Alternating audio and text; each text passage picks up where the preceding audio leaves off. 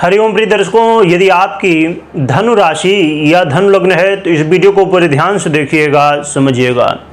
इस वीडियो में हम समझने वाले हैं कि आपके जीवन में 29 जून से लेके 19 जुलाई तक क्या स्थितियां बनने वाली हैं, वो कौन सी बाधाएं हैं, कौन सी समस्याएं हैं जिनसे आपको सावधान रहना है, और वो कौन सी ग्रह स्थिति है, क्या इसके पीछे क्या कारण है, ये सब हम विस्तार से समझेंगे।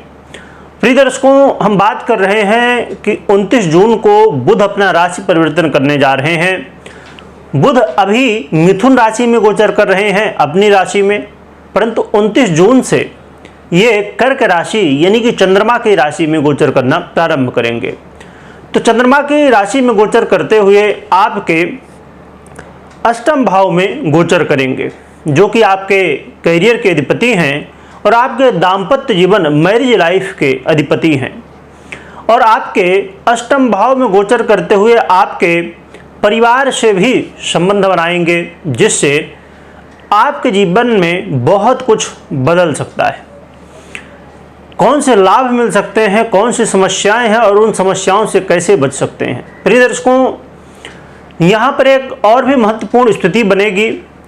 जुलाई में 7 जुलाई को शुक्र आ जाएंगे बुध के साथ कर्क राशि में, जिससे लक्ष्मी नारायण योग का निर्माण हो जाएगा। तो उसका भी आपको क्या लाभ मिलेगा ये भी समझेंगे। प्रिय दर्शकों, आपके जीवन में इस समय सबसे महत्वपूर्ण बात होगी कि आप अपने मैरिज लाइफ को बेहतर बनाने के लिए प्रयास करिए। इस समय वाद विवाद की स्थिति आपके दाम्पत्य जीवन में, आपके मैरिज लाइफ में देखी जा सकती है। इसलिए आपको सबसे महत्वपूर्ण यहाँ ये होगा कि आप अपने वाणी में संयम रखें, क्योंकि आप जानते हैं कि बुध वाणी के कारक हैं और बुध बुद्धि के भी कारक हैं। तो अक्सर क्या होता है कि जब बुध की स्थिति बहुत अच्छी नहीं होती है तब हम निर्णय गलत लेते हैं, यानी कि हमें क्या बोलना है क्या नहीं बोलना है ये हम समझ नहीं पाते हैं। और उसका और भी कारण है कि ये चंद्रमा की राशि जो कि मन का अधिपति है, तो चंद्रमा की राशि में गोचर करेंगे तो मन और दिमाग दोनों जब सही स्थिति में ना हो तब हम कुछ न कुछ गलत बोल जाते हैं और उसी की वजह से हमें सामना करना पड़ता है वाद विवाद का, अलगाव का। इसलिए आपको कोई भी शब्द, कोई भी बात बोलने से पहले बहुत सोच समझ के बोलना होगा। दाम्पत्य जीवन हो या आपका करियर हो या आप किसी से बात कर रहे हो, कहीं भी किसी भी तरह कोई भी बात कर रहे हैं तो आपको बहुत ज़्यादा सावधान रहना होगा। इसके अलावा यदि आप व्यापारी हैं तो व्यापारियों के लिए बहुत ज़रूरी है कि आप अपने ग्राहकों से बहुत प्रेम से बात करें और सामने वाले को समझ के बात करें। अब इसमें आपका प्रश्न हो सकता है कि यदि हम व्यापारी हैं तो हम तो ग्राहक से हमेशा उसी अनुसार बात करते हैं जैसा ग्राहक होता है। बिल्कुल सही बात है, परंतु इस समय इस चीज़ को समझना थोड़ा मुश्किल होगा आपके लिए कि कौन सा ग्राहक कैसा है। तो संभव है कि आप ऐसी कुछ बात कह दें कि सामने वाला कुछ बोले या ना बोले, परंतु मन ही मन आपको कहीं ना कहीं वो देखेगा कि आपकी जो बात है वो ठीक नहीं है और आपको छोड़ सकता है। या आपको जैसे उसने आया, देखा, आपकी बातें देखी और आपका प्रोडक्ट देखा और फिर कह दिया ये ठीक नहीं लग रहा, या कुछ ना कुछ बहाना मार दिया और चला गया। तो इसलिए इस समय अपने ग्राहक को समझना बहुत ज़रूरी होगा। इसके अलावा देखा जाए यदि आप पार्टनरशिप में व्यापार कर रहे हैं तब तो बहुत ज़्यादा सावधान रहना है, क्योंकि पार्टनरशिप में व्यापार कर रहे हैं तो आपको इस समय कहीं ना कहीं या तो पार्टनर धोखा देगा या तो कुछ वाद विवाद हो जाएगा किसी से, या पार्टनर से वाद विवाद हो गया किसी भी वजह को लेके, या कोई धोखा दिया उसकी वजह से हो गया। तो इसलिए आपको इस समय बहुत सावधान होना होगा। एक अच्छी बात जरूर है कि यहाँ पर जो लोग रिसर्च वर्क कर रहे हैं, जो लोग भूमि से जुड़ा हुआ धन प्राप्त करना चाहते हैं, उनके लिए मौका तो मिलेगा, परंतु ये मौका बहुत ज़्यादा ऐसा होगा कि आपने एक कदम गलत उठाया तो आप फंस जाएंगे।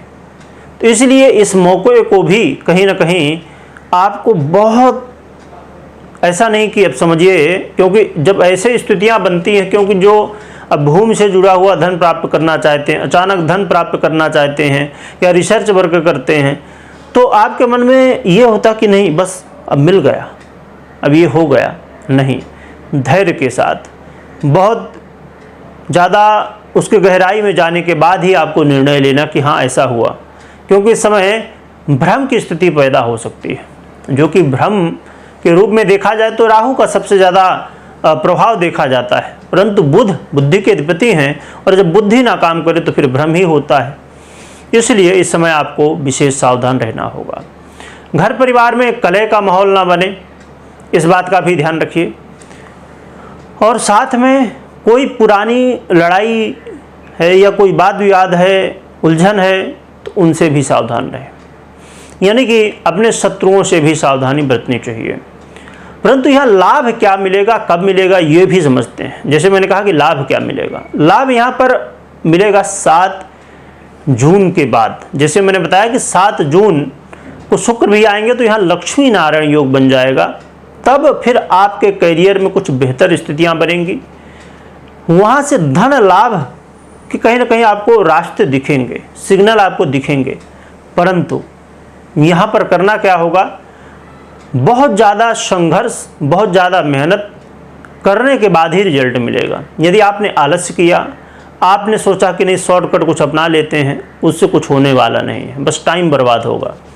इसलिए 7 जुलाई, जून अभी 29 जून से इधर तो शुक्र रहेंगे नहीं, 7 जुलाई से आएंगे 19 जुलाई, तो 7 जुलाई से 19 जुलाई के बीच में आपको बहुत ज़्यादा मेहनत करना, एक्शन बहुत बढ़ा देना अपना, तो जिससे आपको कोई ना कोई और क्या सिग्नल मिल रहा है उसमें जो है तो पूरी तरह से वर्क करना होगा आपको और गहराई से उसमें सोचना होगा, समझना होगा।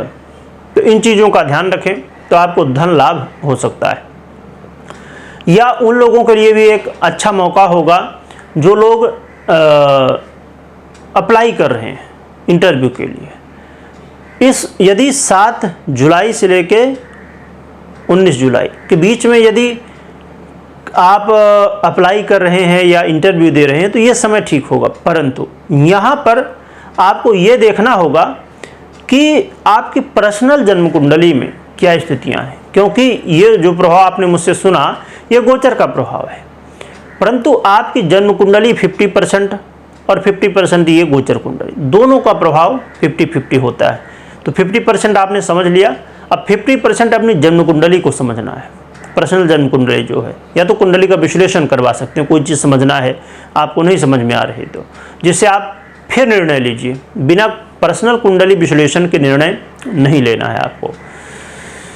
अब कहेंगे तो फिर यदि नहीं निर्णय लेना तो फिर इसका सुनने का मतलब क्या, मैंने अभी बताया कि 50% इसका प्रभाव है तो आपने वो समझ लिया, अब आधा बचा है तो उसको भी सॉल्व कर लीजिए तो क्लियर हो जाएगा।